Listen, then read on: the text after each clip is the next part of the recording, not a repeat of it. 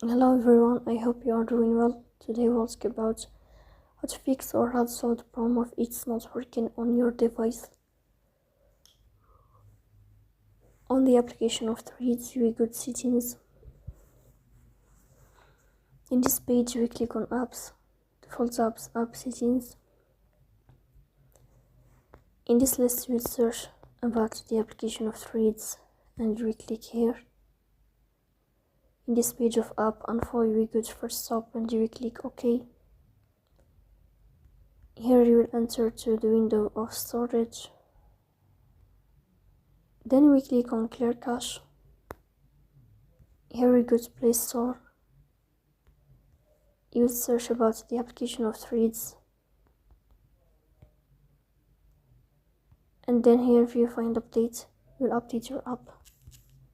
So please don't forget to press the bell.